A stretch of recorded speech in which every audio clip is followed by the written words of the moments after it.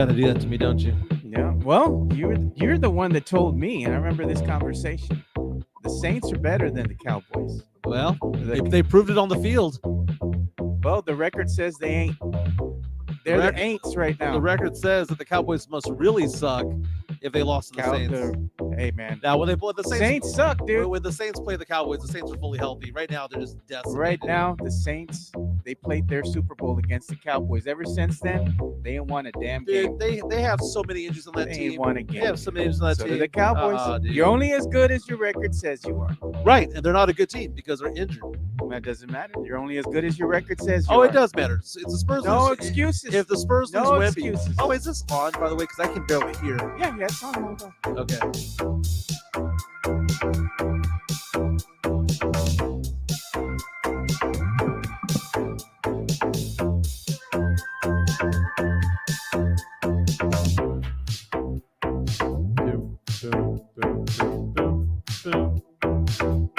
Yeah, okay, I can hear a little bit better now. A little bit better.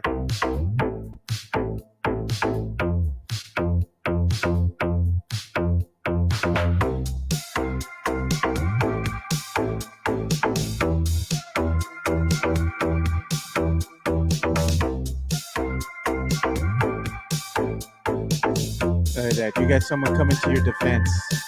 What's Chris that? Gonzalez. Saints had true injuries while the Cowboys just suck. Well, you know what? No excuses, because the Saints suck too. Your team sucks. They suck because of They injuries. suck. Suck because of injuries. No, they just plain suck right now. Well, Broncos did Bobby Boucher all over the Spencer Rattler. Yep. They suck. 3 points, man. I'm just like, damn, bro. They got 10. I don't know. For the longest time, it was 3 points. I was like, damn.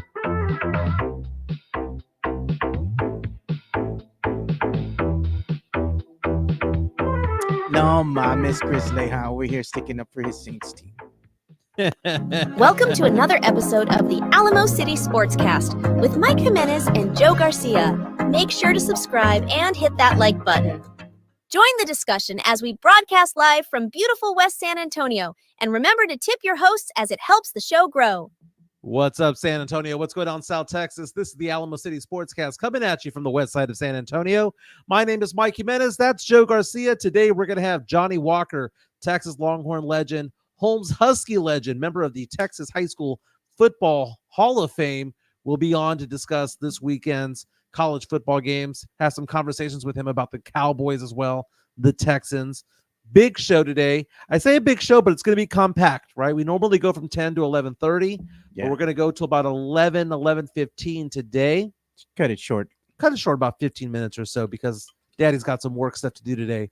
Joe, how you doing today, my man? Yeah, doing good. I'm doing really good now that the Saints suck again. Oh, yeah, we'll get into that. Yeah. We'll get into the Saints suckage. Yeah, I saw the paper bags out there yesterday, and that is funny because back in the day, that is what the Saints were known for. They had the fans out there calling themselves the Aints, and they'd have the paper bag and all that. Of course, they lay an egg yesterday, losing 33-10 to the Denver Broncos on what was basically the Drew Brees Appreciation Day. And it just goes to show that you only go as far as your quarterback in the NFL. And the Saints had a quarterback yesterday, Spencer Rattler. Spencer Rattler yesterday threw for 172 yards, no touchdowns. The dude fumbled the ball a lot. Yeah, he did. Broncos go on to win 33-10.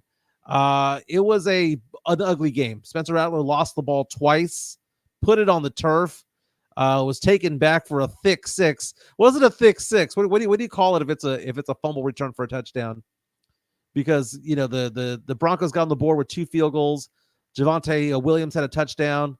Another field goal was 16-3 at halftime, but then again, you see in the fourth quarter, Cody Barton with a 52-yard return for a touchdown, a fumble return for a touchdown. Game was over. They pulled Spencer Rattler out. This was a game that was brutal to watch. No, it wasn't. It was. If you're a Cowboy fan, you enjoyed every minute. Well, you know what? At the end of the day, my team beat your team, and at the end of the day, neither of our teams are making the playoffs. No, it doesn't matter. Your team still sucks. At the end of the day, it sucks. At the end of the day, neither of our teams are making the playoffs. Cowboys won't suck. make the playoffs. The Saints are not making the playoffs. We're all going to be looking for that top 10 pick. At this point, we're Team Tank, right? I mean, if I'm a true Saints fan, I'm cheering for them to lose the rest of the way. Daddy came home and, he basically walked out the house with another man's girl. The hell are you talking That's about? what happened. Sean Payton, your dad. Oh, Sean Payton? Yeah. Oh, dude, Sean Payton came home in the dome, beat you all at home in the dome, man. That's like, hey, it's not a game that you all lost, but at the end of the day, wide receiver 1 out, wide receiver 1 out, wide receiver 2 out, center out, left tackle out. Let me finish. Running back out. You all lost in your own home, right? Yes. But at the end of the day, the Saints couldn't have beaten. Lost because you had a good coach at that other end, man. The Saints coach that you all the Saints couldn't have beaten the Longhorns yesterday. The Saints are decimated. Left tackle, center, right guard, running back 1, wide receiver 1, wide receiver 2, and quarterback all out. Are you kidding me? Here comes the violin. Best linebacker also out. Dude, they like Chris Gonzalez. What did Chris Gonzalez say earlier? The Saints suck. They're the Aints again. But they ain't overpaid a quarterback and a wide receiver, says our guy. You know what else they ain't doing? They ain't winning. And you know what? Do you know what? They beat your team, Joe. Whoa, Joe, you know what? Let's show highlights of week 2. Let's show highlights of week 2, shall we? Highlights for that was y'all Super Bowl. Ever since then, y'all shit the bed. bed. What was the Can't even win a game. What was the Cowboys Super Bowl? Can't win a game. What was the Cowboys Super Bowl? They give it up 119 points at home. Look at this that, year. Fernandez. Spurs got worse record than boys, yet they always get the boys in their mouth. Yep. Look at that. Tex-Mex Frank. Ain't los mini gritos. You know what? Are we going to pour one out for the Saints? Yeah, we got to. The Saints season is effectively over. Let's just go ahead and team tank it the rest of the way. Let's show that man. No, it's just the audio today.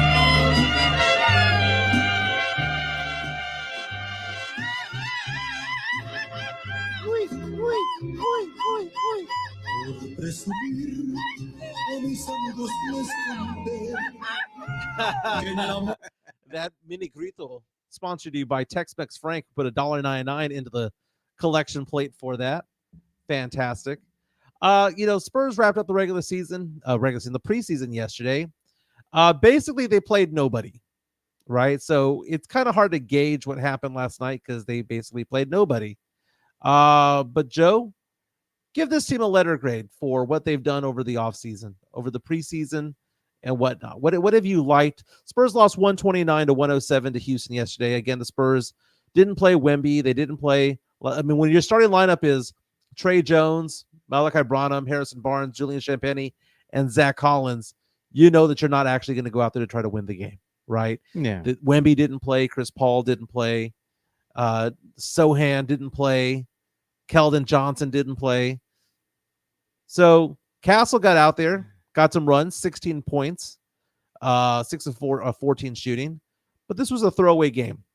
Now the Spurs got to do some stuff. They got to make some moves, got to drop some players. We talked about this with Jeff Garcia from Locked On Spurs and Ken's 5 yesterday, that not everybody's going to make the team, right? And we saw yesterday they didn't play Minix. They didn't play Harrison Ingram. When you see Coach Pop say that we don't know what to make of Harrison Ingram, that's not a good sign. I'm sorry. If they don't know what to make out of you, they don't know how to use you. So that is not a good sign. Chris Gonzalez says offseason grade is a C-. I'm going to say as a team in the preseason play, I'm going to say it's a B-, but I think it's a C- what the Spurs did on the offseason by bringing in Chris Paul, bringing in Harrison Barnes. You said they were punting. It's a punt. You said they're punting right now. It's a developmental year. Well, the thing is, right now with the moves and all that they did in the offseason, looking at the team as currently constructed, given everything that I see, I'd probably have to say it's a solid C. We talked about this yesterday, and I gave it some more thought as to whether or not the Spurs have any ability to leapfrog 5 teams. Who are they better than in the West? Right. That was the discussion. Portland was, I think we were better than Portland. Portland and Utah. And oddly enough, I think the Spurs could catch the Lakers. I think the Lakers are ripe for sucking. The Lakers are, and let's say Anthony Davis goes down. Let's say LeBron James goes down with an injury. You know what? You know who might be a seller at the end of the year is Phoenix, right? If Phoenix is there, 3, 4, 5 games under 500, they might sell off their pieces. Yeah. They might just call it a loss. I wouldn't be mad at the Spurs picking up Book. Mm-hmm. Devin Booker. come over here. Oh, dude, he likes that Hollywood treatment, man. He's dating Oh, Kendall yeah, Jenner. no, man. He ain't gonna come to San Antonio. Yeah, bro. no, ain't nobody What's there to coming do over here? here. That's what you were saying, right? That Hey, was the man, you got the argument? pearl. We got the pearl.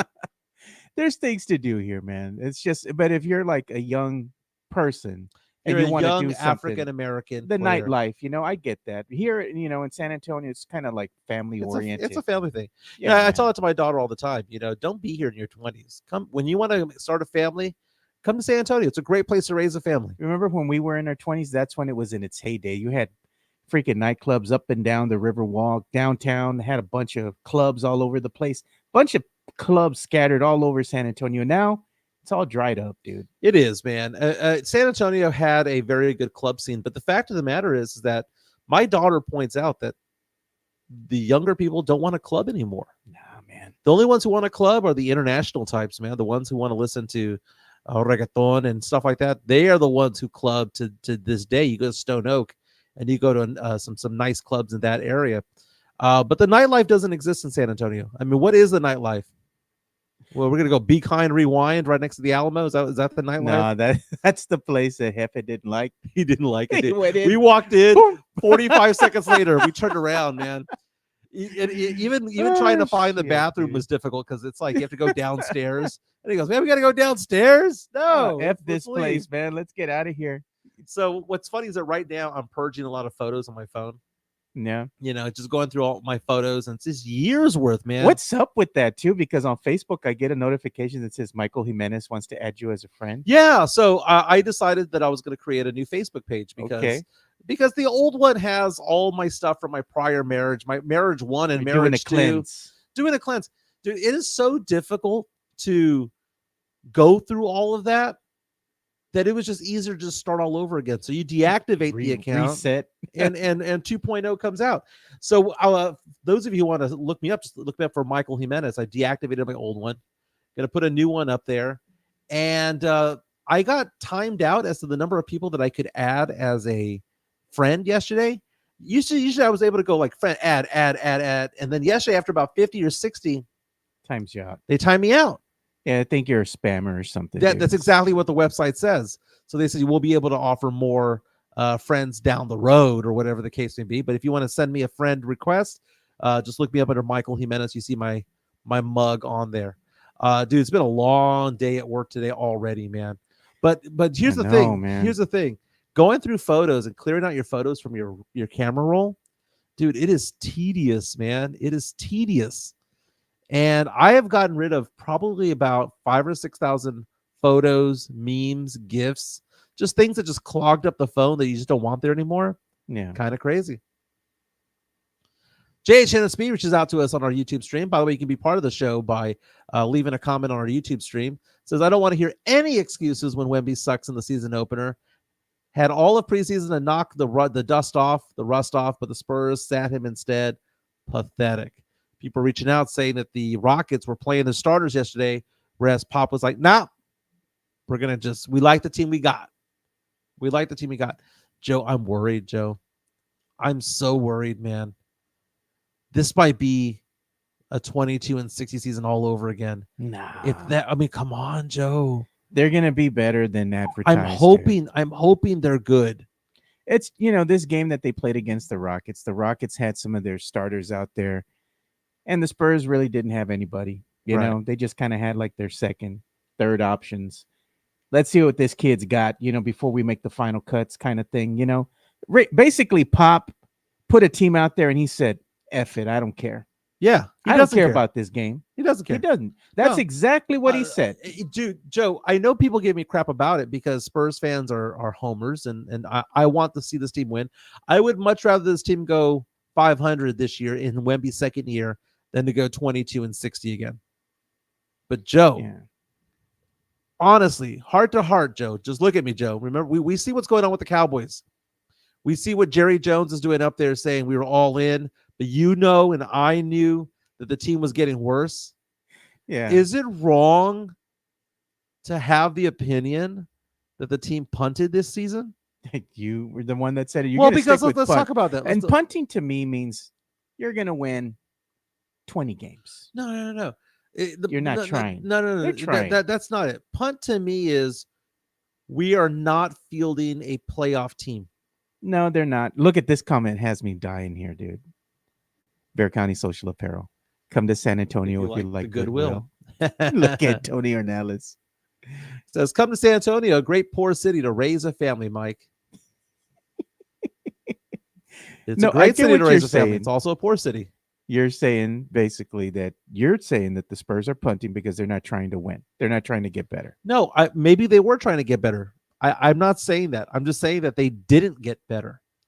The team is slightly better because you got Stephon Castle, right? And hopefully he turns into the truth. He looks pretty decent. He looks like an NBA-ready player. Chris Paul, more and more, is looking like he's a rental for 4 months. That the Spurs will get rid of him in February. And even if they don't get rid of him in February, he's going to only play 55 games because his body breaks down. Harrison Barnes looks like a shell of himself. It's just preseason. I know he has new teammates and whatnot, but I'm not seeing anything from Harrison Barnes unless we're all pinning our hopes that Julian Champagnie is suddenly going to be the truth in the regular season. Is that where we're going with this? Champagnie, man. The comments are funny. They're making fun of us for talking about clubs back in the day.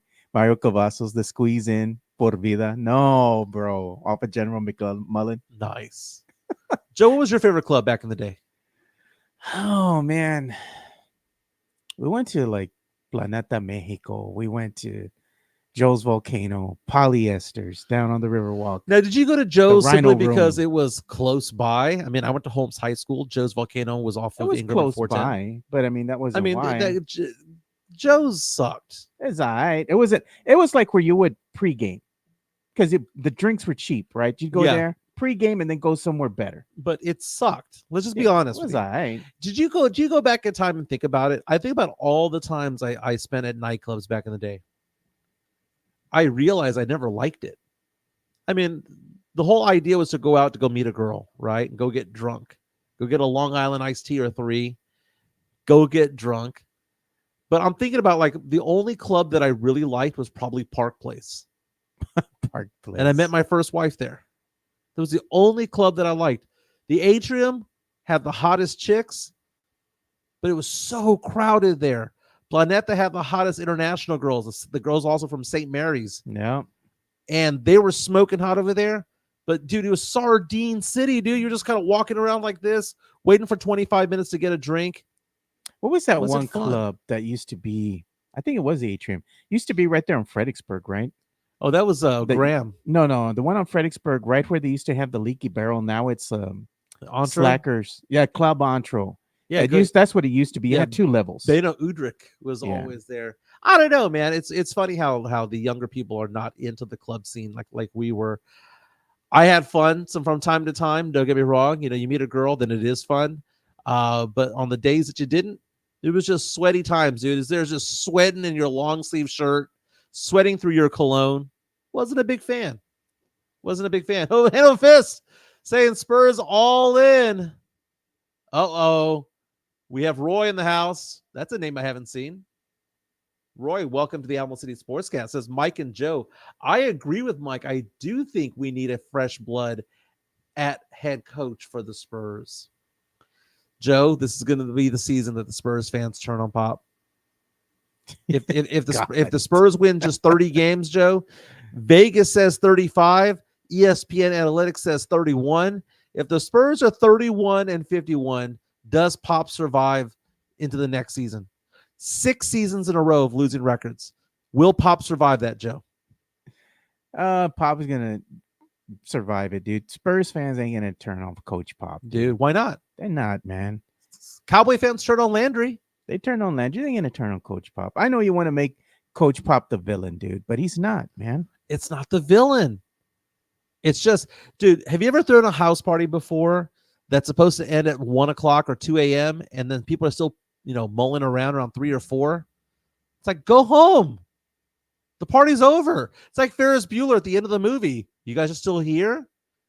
Leave. The movie's over. Go home. That's what Pop is like right now. He's just hanging around still. Look at Leha. He says people acting like we added a 10-year-old Paul, from back in the day. Yeah. Spurs winning 32, 36 games is what he's saying.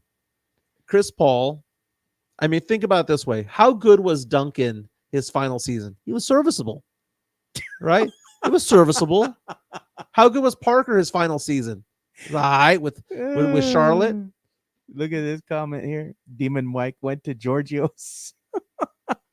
Giorgio's. I accidentally dated a girl from Giorgio's. Oh, here we go. I told that story. Telltale time. Yeah, she told me that she worked for her parents, which was true during the day, but she didn't tell me at night that she was a stripper at Giorgio's.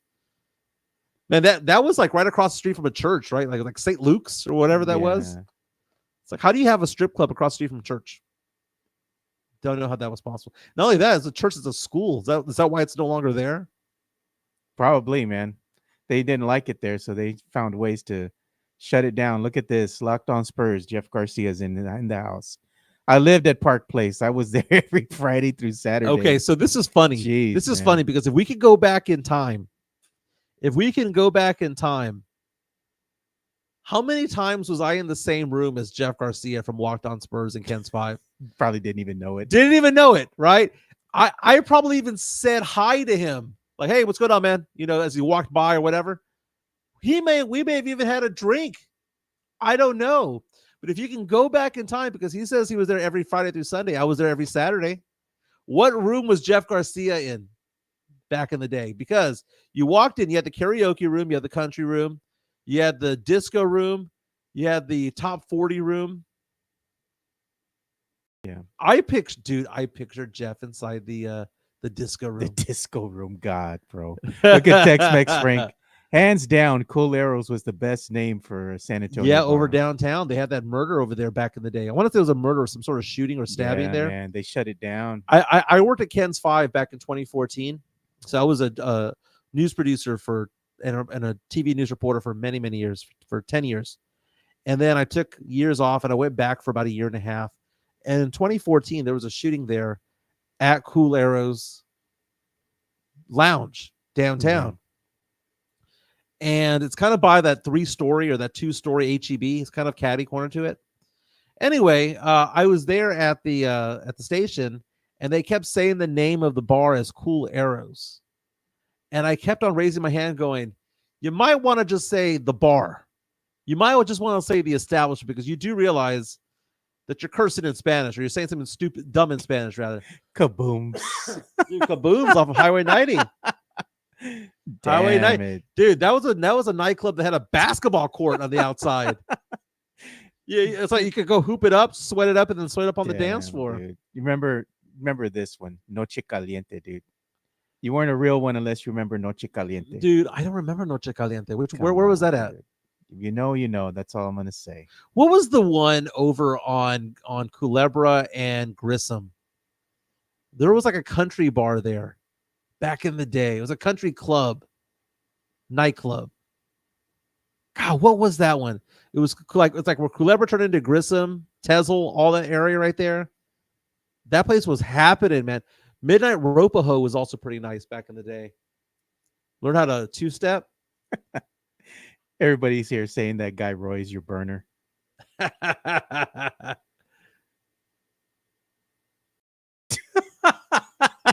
was funny. Y'all remember when Mike showed up to Joe's party 2 hours after it ended? Creeper. I was in the backyard looking like that Travolta gif where I'm just looking around. Like, where is everybody? But he's gone, Where bro. everybody go? MJ needs new material. His pap bashing as old as the coach. You know what? I mean, then Pop needs to give me new material, right? Pop can't go out there and throw out a 25-win season. Give me some new material. I'm going to tell you, like they said, don't put that evil on me. You know? Don't put that evil on me. Coach Pop, I don't believe, is a problem. It's just going to be the team itself. I mean, you look at the talent that they've surrounded Wemby with, while some of it is Do you believe that Pop has no saying in who they draft or who they get? That's the front office, dude. I'm Dude, sure they come up to him. Office. I'm sure they come up to him and they ask his input. What does PATFO stand for? Pop and the front office. It's not TFO AP. It's not front office and Pop. It is Pop in the front office. That's how we know it, right? I'm not going to sit here and believe that he doesn't have any say and that suddenly that it's all Brian Wright who decides everything. It's all done by committee over there. It's got to be. Look at Christopher Leah. He's saying he's going back and forth with Tony. He's saying that's not going to get you shit this season either. We're talking about 35 wins like that's good. And Tony brought up the fact that you go back to 34, 35 wins. That's where they were 3 years ago. So there's no improvement. And you got Wemby in the whole mix. Man, Joe. Dillingham better not blow up, man. I hope he does. Dilly. I remember we're all excited about Dillingham, man. Oh, dude, John Dyer and Spernandez lost their mind. Brandon, man. Big Papi Medina. They were in love. 5 minutes later, he's like, dude. They were in love. NBA season gets going next week. Spurs start next Wednesday. I'm looking at these seats, Joe. Uh-huh. I kind of want to go to Spurs games in Dallas and Houston. They're probably cheaper. Maybe not the games here this week, right? But find a game later on in the season. You can get good seats cheap, lower level. Dude, I got them for like $60 a pop, and I was like 8th row at the Rockets game last year. Why is it so expensive here at the Frost? At the Frost, right? Sucks, so I went to the Toyota Center where the Rockets play, right? It's all right. I think Frost Bank Center is better than the Toyota. That's what I'm saying. Which is weird. Because you go to NRG Stadium. Oh, it's nice. Compare that to Alamo Dome. I was like, oh my God, it's a 9-day difference, right? Yeah. But you compare the Toyota Center to the Frost. The Frost is nicer. So it's like a barn. The Toyota Center. It is like a barn. Dude, it was so funny. I went to Houston, I don't know, a few months ago, and I met the developers of the Toyota Center. And as they were explaining how they created it, because they're talking to me about real estate and corporate real estate and all that stuff, they were like, we have the walking ramps are only at 2 or 3 degree angles. Yeah. Do you know why that is, Michael? And I just looked at him and I said, elephants? And he looked at me shocked. Yeah. He was like, you're the only one I've ever met who's gotten that right. Elephants. The grade over there is so low because they use it for the circus so often. The circus goes over there, and they actually created the ramps in and out of the building for the elephants.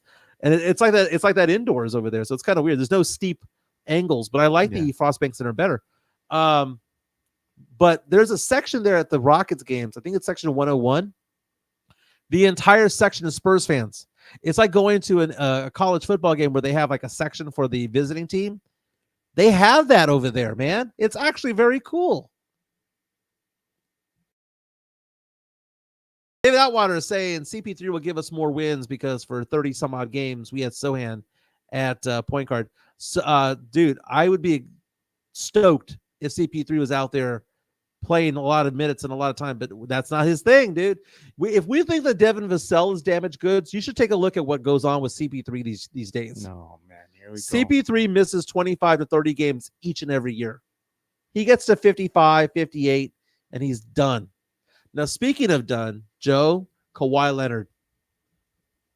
What happened? What happened, Kawhi? Out indefinitely with right knee inflammation.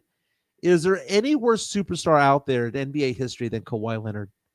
And I'm stealing that line from Stephen A. Smith. Stephen A. Smith one time said that Kawhi Leonard is not only, he called him the worst superstar of all time because not only is he not available out there, the best ability out there is what? Availability.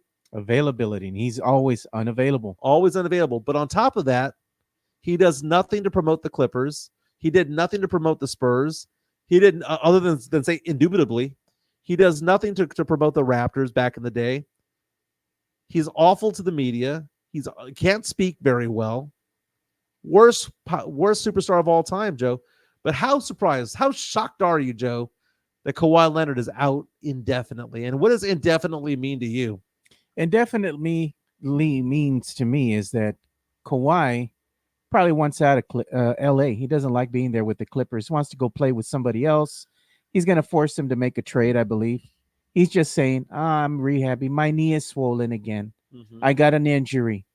Well, you know what? That's not what they're paying you for. At some point in time, you got to, as the Clippers, you got to move on from the dude. He doesn't tell them what's going on. He didn't tell the Spurs what's going on. They put that on, the Spurs medical staff, and it wasn't them. They owe the Spurs medical staff an apology, man. Big time. ESPN going out there and say, hey, remember, he missed most of the end of the regular season last year, missed 4 of the 6 playoff games, and then withdrew from the Olympics. Kawhi Leonard out indefinitely. This has got to be an issue here because it's the same thing, dude. It's the same thing. Look at Hanover Fist. The Moody Center is nicer than Frost. Moody is nice, but it's just not big. Yeah, it's small, but it's still not nice. It's not an NBA facility. It's a college basketball facility. It's not an NBA facility at all. At all. It's nice. It's all right. Has a massive standing room only area though. That is crazy out there. Matt Laramie saying Dilly had one decent game in the preseason. Everyone lost their minds. So unserious.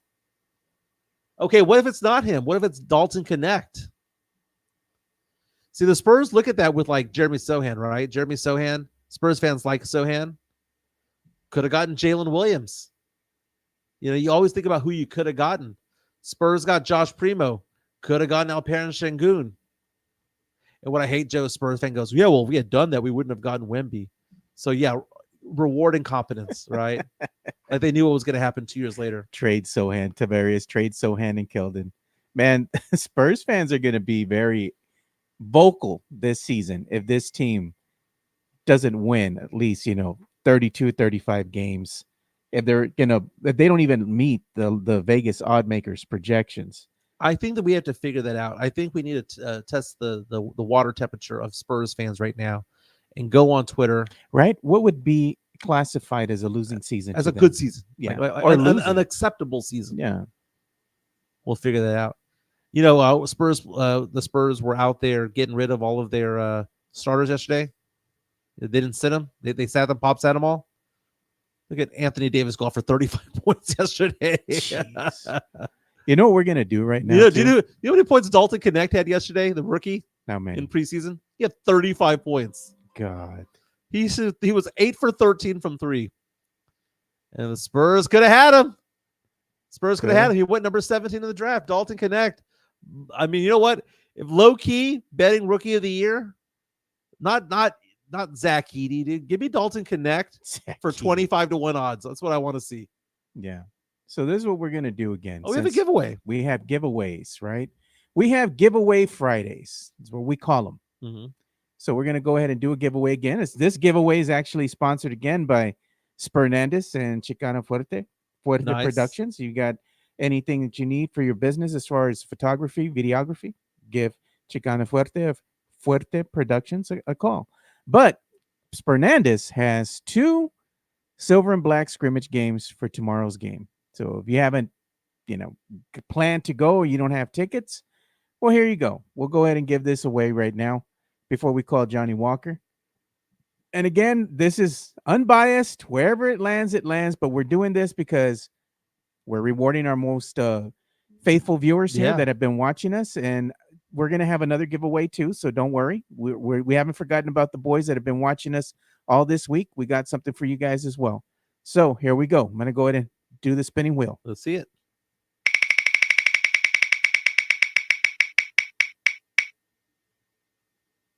Tim Gonzalez. You want Tim? If you want to go to the silver and black scrimmage, we'll go ahead and be in contact with you. See if you want to go ahead and get your tickets. Very, very nice. But congratulations.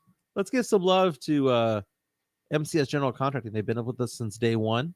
Welcome to another episode. My bad. I hit the button at the wrong time. I meant to hit the change the scene button, not the intro button. Here we go. You always hit that button, though. Because it's right next to the Alamo City button when I'm Okay. trying to change the scene. All right. So let's go ahead and give some love to Jeff. Let's do MCS. MCS. All right. Here we go. You're wearing the gear.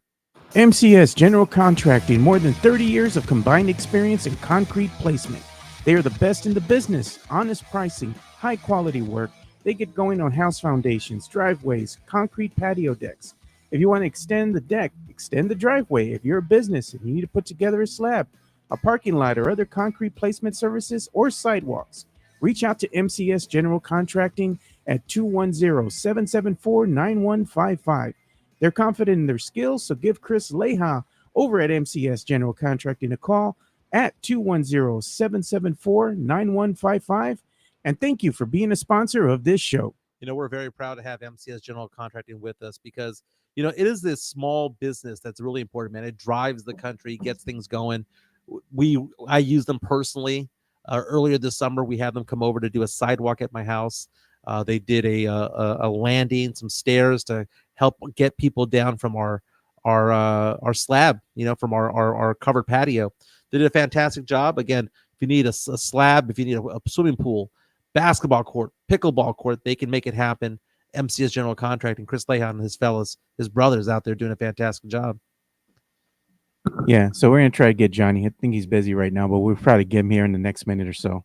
Just wait for him to get back with me. Well, let's talk about college football right now, because college football, dude, I think this is the week that the Texas Longhorns punch their ticket into the playoffs.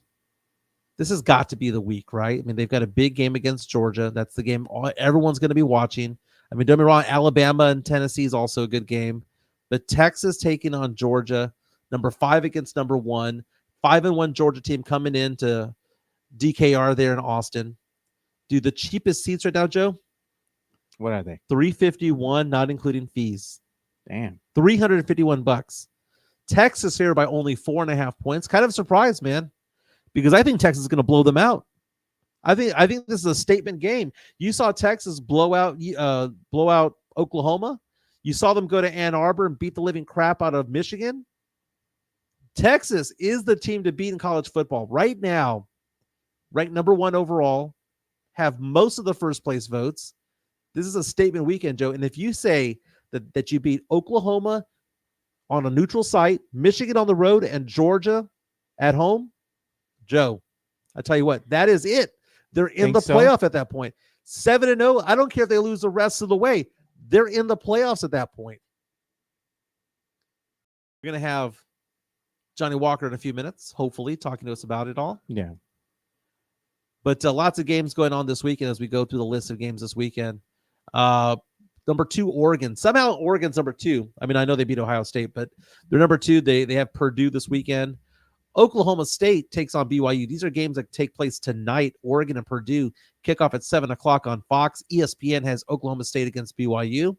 The early game on ABC is Miami at Louisville. Miami 6-0, ranked 6th in the nation, taking on Louisville. Miami, man, they've won a couple of games where they pulled out of their ass that they had no business winning, but they are still undefeated. A win is a win is a win, right, Joe? A win is a win. 10th ranked Clemson at 6-1, 5-1 rather, taking on Virginia in a big ACC matchup there. That's going to be taking place in South Carolina. Indiana hosts Nebraska. Indiana's ranked number 16. Missouri, number 19 in the nation. A lot of people think that this team should be in the playoff this year. Kind of a relatively easy schedule, if you will. Non-conference anyway. Taking on Auburn. Auburn having a down year, 0-3 in the SEC. Missouri hoping to get back into the top 15 when it's all said and done. Army is ranked number 23, taking on East Carolina. Could we see Army in the playoff? Again, the best non-Power 5 team, or what is it, a Power 4 now, gets to go in. Bama, Tennessee, 7th ranked against 11th ranked. Bama favored by 3, but we saw Bama get their asses handed to them by Vanderbilt. Vanderbilt celebrating up the streets of Broadway in Nashville after that win. They took that goalpost 3 miles and chunked it into the river. Can you imagine? Can you imagine $100,000? Can you imagine Bama losing 2 games already, being 2-2 in the SEC? Notre Dame going to Atlanta to take on Georgia Tech. Notre Dame with a 5-1 record. The Domers are favored by 9.5. You have a Michigan-Illinois top 20 matchup going on. Michigan favored by 3.5 against the Illini. Navy, dude. So Army's ranked. Navy is ranked too. Yeah. 5-0. Undefeated in the UTSA's conference, the American Conference. They host a 2:30 matchup against Charlotte.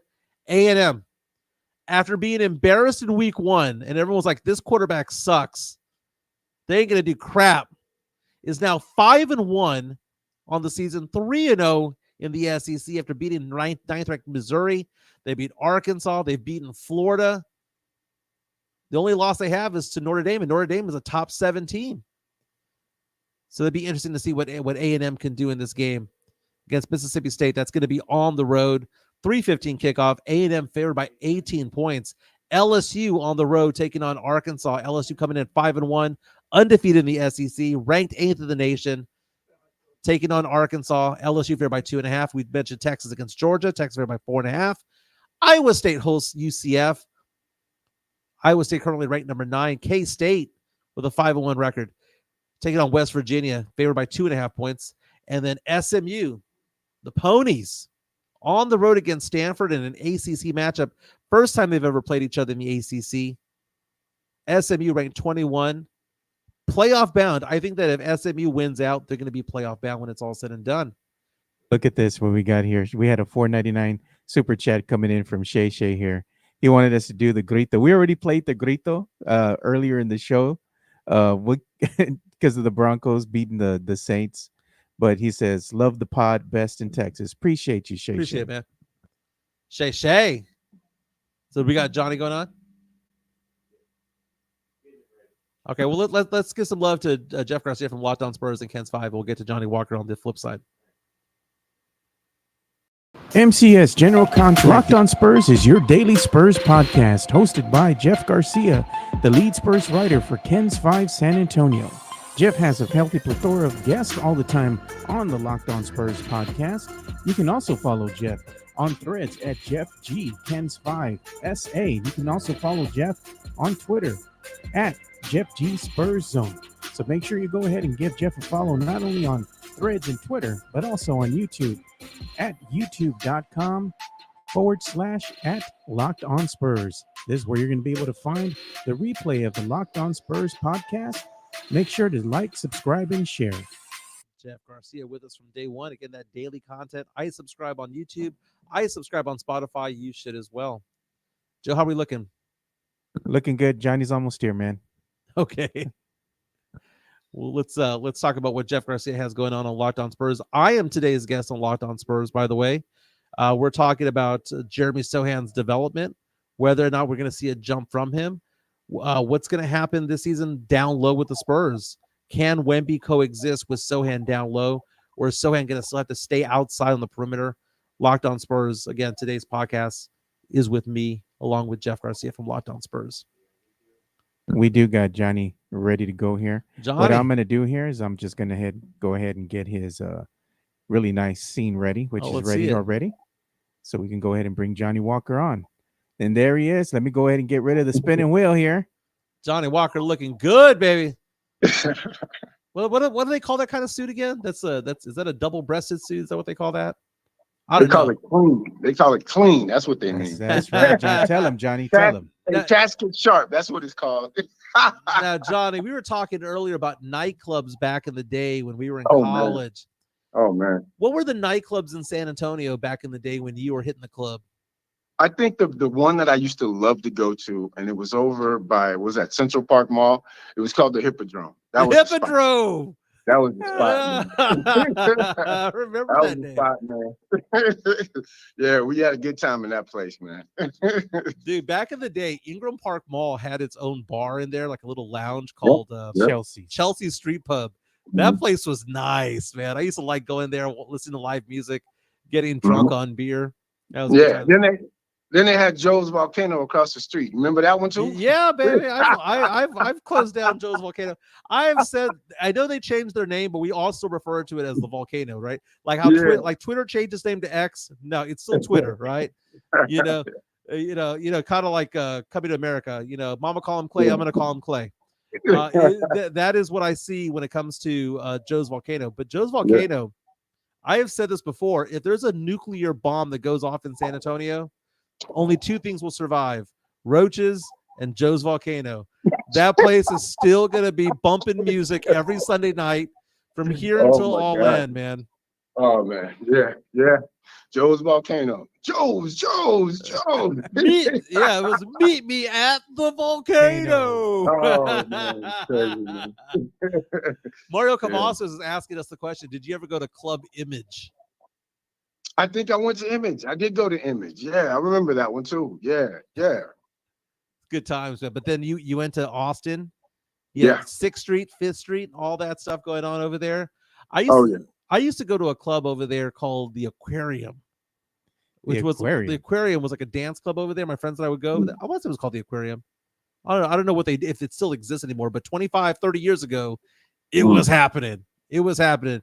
It was a convergence of UT and Texas State students coming together, right? Oh yeah. That's what it is. We do have some celebrity news that we can get to later on in the show. Yeah, what you got? But we do got something incoming. There's been news, and thank you, Hanover Fist, for letting us know. Breaking news about Jay Cutler. Oh yeah, Jay Cutler arrested. We're gonna show the mugshot of him, dude. Damn, brother.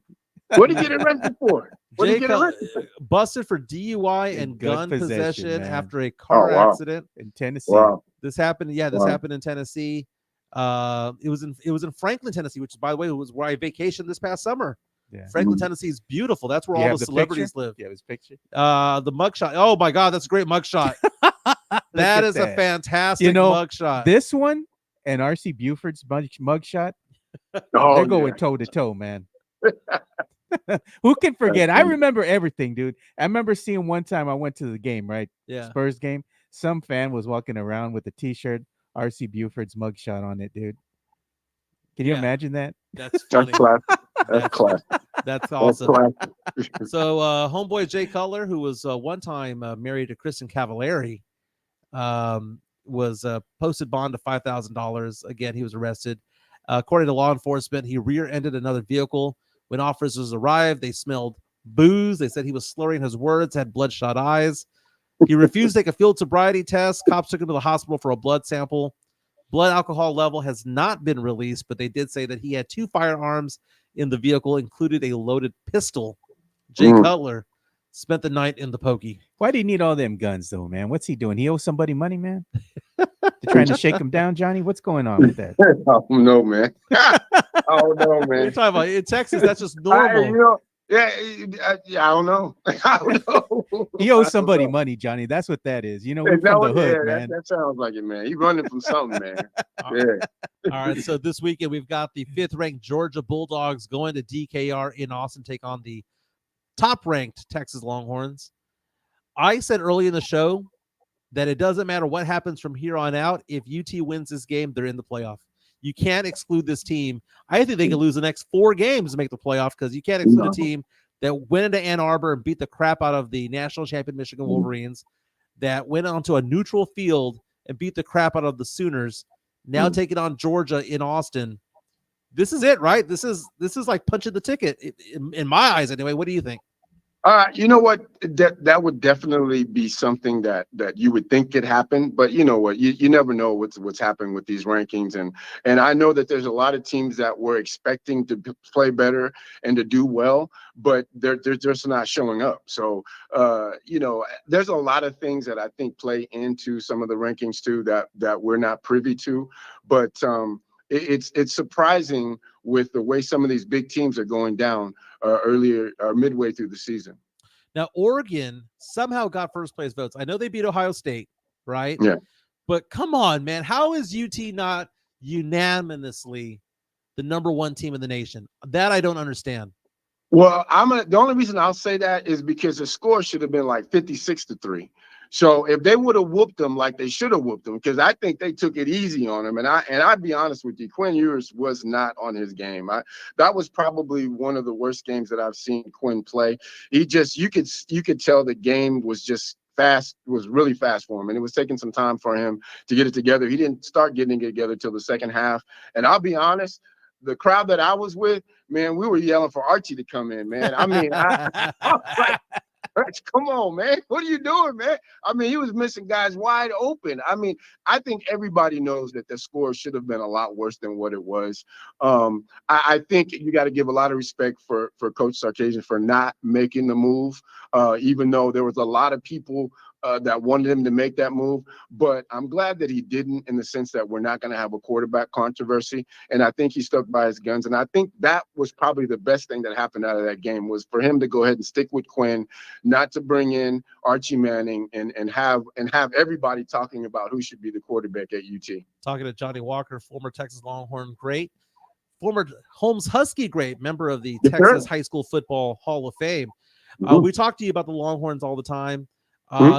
This is something here where the Longhorns, I'm surprised, are only favored by like 5 points. I'm thinking that they should be favored by at least a touchdown. You are very good at predicting the scores. I mean, you are like beyond accurate. The only time you've ever been wrong was when my With crappy Dallas. Saints team beat the crap out of the Cowboys. No, I was wrong last week about the Cowboys. I thought that they were going to play a better game, and they embarrassed me. So I'm almost like, I don't even want to pick for them Okay, anymore. fortunately, they're off this week, so you can't be wrong. Yeah. 4.5 point favorite. Over under is 56.5, which means that they expect there to be a big game, like a 30-26 score. That's what Vegas is predicting. What is Johnny Walker predicting? Texas against Georgia. I gotta get Johnny on speed dial. He can be my bookie, man. This is a tough one, man. This is a tough one. I will say that the thing that has surprised me the most about Texas, the Texas football team, is their defense, man. I did not think, and I was surprised at just how well their defense is playing. I mean, they really put a whooping on the Sooners. I mean, and Michigan as well. I mean, they've gone up against some big teams and they just shut them down. I know Georgia scored 41 against Mississippi State. When we played Mississippi State, we only scored 34 against them. Right. This is a tough game. You know, Carson Beck seems like he's getting his stuff together. I think he was 36 for 48 for 459 yards against Mississippi State. This is a tough one to predict. I'm gonna be honest with you. I want to say that this game, man, it's a tough one. I would say 24. Well, I'm going to say 24-13. 24-13, Texas pulls this one out. They'll be over for sure. But a lot depends on Quinn Ewers and his start. He's got to get a good start. If he's got a good start, then we got a good chance of making this be laughable. But it depends on his play. He's going to have to really step up his game and not have a slow start like he did against Oklahoma. I think the size might be a thing, man. I think that the Longhorns might just be bigger than the Bulldogs. I just think that they might bully them around. You have the home field advantage going on. For all that's gone on with the Longhorns, from losing Quinn Ewers to an injury, to seeing Arch Manning be the truth, to going back to Quinn, all Texas does is win games, and all Texas does is put up points. The lowest point total that they've given up that they've scored this year is 31. And that's when they went to Ann Arbor. But look at the number of points they've given up. 0 to Colorado State, 12 to Michigan, 7 to UTSA, 3 to ULM, 13 to Mississippi State, and only 3 to OU. The most they've given up is 13 points. Yep. That is remarkable. That is 19, 38. That's 38 points in 6 games. Yeah. Remarkable. That's amazing. Yeah. I think their defense has overshown. I didn't think their defense was going to be that good. Now, the only thing that scares me about Georgia doesn't have a passing team. They played very well against running teams. Predominantly running teams that they've played against, they pretty much shut down the run. They've done a great job against the run. The thing that scares me about Georgia is they can throw the football. Carson Beck's a very good quarterback. They do have some receivers that get the ball to. And let's be fair, you know, Oklahoma was down to their 6th, 7th, and 8th string wide receivers, so they didn't have much of a passing game, which I thought was crazy. I don't see how 1 through 5 was injured at Oklahoma. Their top 5 receivers were not able to play. So Georgia's got a passing team. So this is going to be Texas's first big test against more of a true passing football team, and we'll be able to see what the defense will be able to do against that type of offensive set. Talking to Johnny Walker. Joe had asked the question yesterday. We debated this for a little while. The better mascot, Uga or Bevo? Who you got? I don't know if you saw when the last time Texas played Georgia in the Sugar Bowl. Sugar Bowl. Yeah. And I think Bevo set the tone. He let everybody know who the true mascot is when he went after the little bulldog. And Bevo went after him. They had to get the little bulldog off the field, man. He was scared. So I think Bevo by far is got that one hands down. I like Bevo. Bevo got some of that gangster in him, Johnny. He said, you know what? You're gonna bring this dog over here? You're gonna F around and find out. Bevo, man. Yeah. I was like, that's my mascot right there. Bevo. That's it, man. That's my quarterback. No, not right now. Not right now. Not right now. That's too early to bring up that Cowboy talk, man. Well, let's talk about the Cowboys. Dallas Cowboys have the week off. They got obliterated by the Lions in the last game. Oh, giving up 119 points in 3 home games. 3-0 at home. On the road, 0-3 at home. That's when you take the sticker off the card, Johnny. You know? Yeah, pretty much, man. Don't even want to know. Don't let them know you're a Cowboy fan that day. Yeah. Okay, Yeah, so that's a tough one. So let me ask you this question. Mhm. Couple things. Why do you think the Cowboys lost so badly to the Lions? Like is it just lack of talent? Is it bad coaching? What is the biggest thing that's holding this Cowboy team back? I think against Detroit, I think Detroit had something to prove because they basically took the football game from them the last time they played, and I believe they played in Dallas. They basically took that game away from them. When the offensive lineman checked in and then threw a touchdown to him, and they said no, he didn't check in, and they actually went back to that play against Dallas to show you what kind of respect they had. I just think Detroit, it was just on a mission, man. I think that they were upset about what happened to them the last time they played Dallas, and they left it out on the football field, man. I mean, they wanted it. I mean, you could tell from the opening kickoff, they were ready to go. And Dallas just could not keep up with nor play at the level that Detroit was playing. Detroit wanted that game, and they wanted to prove a point. And they damn sure did it. They whooped Dallas's butt, top to bottom. Johnny, we saw Jerry Jones go out and make an ass out of himself earlier this week. He got. Did you see what happened? Jerry made an ass of himself. When he did you see what happened when he questioned when he got questioned by the 105.3 fan there in Dallas? Mm-hmm. They were holding his feet to the fire, saying, "What's going on?" And Jerry basically said, "I can get you guys replaced. No, I don't need to answer your questions. I can get you guys fired." What were your thoughts when you heard Jerry say something like that? Is that something that is just kind of like, oh, that's just Jerry being Jerry, or is that something that signifies something deeper? That lets me know that Jerry is a true gangster, and he actually can have every one of them replaced. Yeah. He could have the station shut down. He could give it a whole new name. No, he could do that. He was real. I think he wanted to let them know, hey, don't forget who you're talking to now. I own Dallas, so don't forget who you're talking to. Now, I can answer your questions if you want me to, but let's just know that I'm the real G here.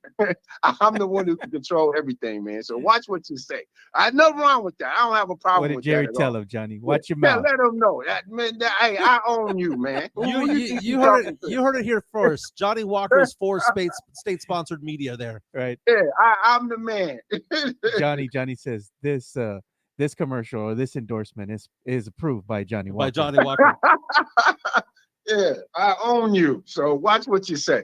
No, you hate to hear that. Even though it's true, 100% true. You would think that Jerry probably would have had a little bit more class, but I think he's still upset at the embarrassing loss because it was embarrassing, especially losing that way at home. But hey, man, it is what it is. I mean, you got, sometimes you win some, sometimes you lose some, sometimes you get your butt kicked. So you got to take it like a man. You got to take the L's with the wins. And I don't think he was ready to do it at that time. So he let everybody know. I think the problem is that the blame is going to him. He likes to deflect to Dak and say, well, we need to have better quarterback play. We need to have this, that, and the other. And everyone's like, no. This is you. You're the problem. And I think that Jerry Jones wants all the credit, but he doesn't want any of the criticism. And that's just the problem that he has. And I just think that it was classless. It was tacky. And I'm glad the national media went after him. I'm glad that, Joe, when I first heard it, I was like, oh my God, what is he doing? Yeah. Can't do that anymore. Mike, who cares? What are you going to do? Are you going to go, what are you going to do to Jerry? What you going to do to him? Well, what you could do to Jerry is have apathy. What you can do to Jerry is not give a damn. What you can do is not watch the games. He owns a team. He owns Dallas. Not just the team. He owns Dallas. I mean, what are you going to do to him? I mean, there's nothing that you could do. He's going to say what he wants to say. What you do is you just don't have him on your radio show anymore. That's the only thing you can do. That's it. Because he's going to be able to say whatever he wants to say. It doesn't matter. So you got to know that Jerry, that's the mindset he has. That's how he's going to come across. And this is not the only time he's done this. He's done this before. It's nothing new. It shouldn't surprise anyone at all. I don't know why anyone was surprised by the comment that he made. Talking to Johnny Walker about the NFL week ahead. Something happened, man. It's finally starting to click for the Houston Texans. The Houston Texans This is a hallmark of a good team. When you win the games where you play like a D or a C plus performance, right? You play poorly, you still win. They finally put it together, beat New England, and beat the brakes off of them. Houston Texans only one loss on the season this week. Back at it this week. What are your thoughts on the Texans as they go into Green Bay? Green Bay at 4-2. Jordan Love is back. They're getting it back together, but the Texans have Joe Mixon back in the lineup. They're more balanced of an attack. Who do you got this weekend between the Texans and Packers? Packers favored by 2.5 according to Vegas. I am a Houston Texans fan. I love C.J. Stroud. I like what DeMeco Ryans has done with that football team. I have the Texans going to the Super Bowl, and by all, I don't see why they wouldn't win it. I mean, I really am.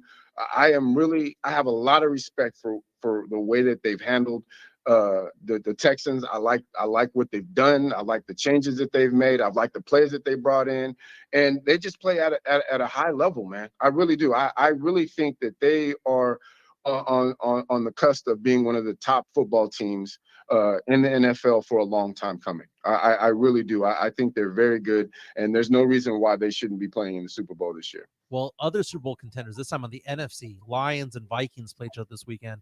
Vikings, one of two teams in the NFL right now, undefeated at 5-0, hosting a Lions team that's 4-1, coming off a blowout win at Jerry World. Do we got to take the Vikings seriously if they win this game? I mean, if they go 6-0, we've got to take them seriously because I don't know anybody who looks at that Vikings team with Sam Darnold as quarterback and thinks to themselves, that's the favorite to win the NFC. But if they go out and they beat up on the Lions, is this a statement game for them? It's definitely a statement game, but I don't think anybody thought Sam Darnold was going to play at the level that he's playing. And I say he's already got my vote for comeback player of the year. I mean, what he's done this season is just been phenomenal. But I think there's a lot of respect we're giving to Sam, but also their defense. I think Coach Flores, the DC, has got them playing at a high level. I mean, they're just clicking all cylinders now. I think the only thing that can hurt Minnesota right now with the momentum that they've got going is any major injuries. As long as they can stay away from any major injuries, I don't see any reason why Minnesota can't compete in the playoffs and maybe get in the NFC Championship. They're playing that well. Talk about the Vikings defense. They've given up the second fewest points in the season. Only the LA Chargers somehow, some way have given up fewer points. It's 66, but they've only got up 76 points in 5 games. That's remarkable, man. That's remarkable. Joe, what you got, man? So one of the things I wanted to get into with Johnny here is let's talk a little bit about UTSA football, man. UTSA, they still play? They haven't fared very well this season, and this is what happens with life after Harris. They got to kind of form their own identity. And this team is kind of going through it right now. You feel bad for Coach Traylor because he is trying to go out there and compete, but this team is kind of in flux, trying to figure things out right now. So I think UTSA fans need to be a little patient with this new team because this is a brand new team. But given that, this team is about right at 500 right now. Magic number to get in to be a bowl eligible team is going to be 6 wins. Right now, UTSA, they still got, some games that they got to win in order to be bowl eligible. They got about 5-6 games left on the season here. Next game that they have is coming up. It's going to be against FL Atlantic tomorrow at 2:30. UTSA needs to win this game. I mean, these are some of these teams that they have that they're going up against. I look at Army, I look at Temple, even that Memphis game. UTSA is not going to have like a real easy schedule because any one of these teams can beat you. You got to play at a high level to win. What do you think about this UTSA football team? Do you think they have in it? Do you think they have it in them to win 3 games to be bowl eligible? I definitely do. But I'll just say this. I think it's hard to replace an 8-year veteran in Harris. That's weird. 8-year veteran in college. So you're gonna go through some growing pains. I think how long has he been? Was he the quarterback there? What, about 10 years, 15 years? Yeah, No, you had an incredible quarterback who I think everybody realized and just how great he was. I mean, what he was able to do at UTSA and be able to have the team play up to his standard. you see that they're struggling. I think one of the things that they're going to have to do, and you're going to have a down year. We'll just count this as a rebuilding year. They're going to have to bring in, and they're going to have to go in the transfer portal, and they're going to have to go get a quarterback. They're just going to have to take the time and spend the money and get them a big time quarterback. And I think UTSA will be back where they need to be. The quarterback play hasn't been very well, and they've kind of struggled. And unfortunately, as their quarterback goes, so has gone their season. So that's going to be what they're going to need to do to be able to get back to where they need to be. Now, they're going to still battle, though. Coach Traylor is a trooper. They're going to battle, but I don't see any reason why they can't get that 6th win and be bowl eligible by the end of the season. They got to get that NIL money up, man. You talk about getting a quarterback. You got to get it, man. Show me the money. Show me the money. That's why I said you got to go buy one, man. You're gonna have to. They're gonna shake down the students. Yeah, you might have to. You say that, but I think one of the schools, and I read, I want to say it was Maryland, but they're charging a 10% entertainment fee. Wow. They're on every price of the ticket. So for you to get tickets, you got to pay an extra 10% for entertainment fees so that they can go out and continue to buy the players that they need to continue to be successful. So don't be surprised if UTSA has an entertainment fee next year when you start buying season tickets, because we got to go get them. They got to go get them a quarterback, man. On top of Ticketmaster fees, 10%. Yeah, 10%, yeah, 10% entertainment fee. I saw that. I was shocked, but then I wasn't shocked, because that's the name of the game now, man. If you got the money to play the game, then you're going to be able to continue to bring in the big players, and you got to be able to have the money. And I know that they're diligently working on trying to bring their NIL up money up. It's just a work in progress. They're getting there. They're working on it, but they're definitely going to have to do something to bring in a top-notch quarterback for next year. Now, let me ask you this. About going back to UT. Hmm? I was just thinking about it. Okay. Wouldn't it be great if UT and A&M won out and they battled each other the last week of the season? I'll be honest with you. I saw A&M last week, man. They look like the A&M of old. Really? They're new, man. They look good. I mean, they look good. They had no problems. I mean, they really look good. I think they've turned the corner. I did not think that Coach Eco or whatever. Yeah. I did not think that he was going to be able to turn them around this quick, but he has done a phenomenal job at A&M, and they looked really good. I would not be surprised if both teams went out, and it's going to be a big time game when they play at the end of the season. I really do. That they are really playing well too. We got a question for you, Johnny, coming in from the chat from Sam Salinas here, one of our most faithful viewers here. He's saying, does Johnny Walker think Owen McCown is not the guy to lead? Yeah, UTSA. No, he's not. No. I hate to say that, and you never want to talk bad about a player. And I don't think he's a bad quarterback. I just don't think that he can play at the level that they need him to play for them to be as successful as they've been. I mean, we've seen how great Frank was. I mean, Frank Harris was just an incredible quarterback. I think he probably was underrated in a lot of ways, but man, he was able to put UTSA on his back and just play at a level that kept them in contention every year. I mean, he was a heck of a quarterback, and it's hard to replace somebody like that. And now you're seeing the difference that he's made, and the importance it is for them to be able to bring in a quarterback of that caliber. That is Johnny Walker bringing his expertise to the Alamo City Sportscast. We talked about the fact that he believes that Texas is going to win this game, but it's going to be a low-scoring affair, he believes. He's confident that the Cowboys will not lose on Sunday because they're not playing at all. He's got the Texans this weekend. And who you got to get between the Lions and the Vikings? That's a good one. I'm going to go with Detroit, man. Detroit showed me something against Dallas. If they can come in with that same passion and that same fire, they're going to be a tough team to beat in the NFC. Yeah, they look really good. I think Minnesota's going to get upset. They're going to get their first loss going against Detroit this week. Very nice. That's Johnny Walker. Again, Texas Longhorn great. Former Holmes Husky legend. Current Husky legend forever. That never dies, baby. Legends never die. Never die. That is Johnny Walker. Thanks for being with us again, and we hope to have you next Friday as well. Yeah, thanks, yes, my man. I'm there, man. Hey, Longhorns. There you Yeah, go. there you go. Thanks, Johnny. Appreciate you, man. All right, my man. Take care. He's Bye-bye. got Bebo over Uga as well. Drew Show saying people forget that Pop probably got Jay Howard fired. I remember that. Definitely got Walter Pasacreta, Jeff Vexler, and producer Eric Gray fired over the Iverson bit. That's how Mike Taylor got hired. God, that is. Ooh, yeah, I remember that drama back in the day. I remember that back in the day. But you know what? Didn't Jimmy Johnson say winners get to do whatever they want to do? Yeah. Pop ain't a winner. It's been 5 years, baby. He ain't a winner. Man, you need to get some new material, man. This know Coach Pop nonsense, dude. We got to move on from it. Dude, man. what's going to go on, dude? They win 30 games again this year. Jesus, man. Anyway, everyone have a fantastic weekend. Again, if you have any financial needs when it comes to investments or insurances, 210-508-0369. That's for me, 210-508-0369. I got to head back to the office. Joe, have a fantastic weekend. Go Longhorns. Go Texans. Go Lions.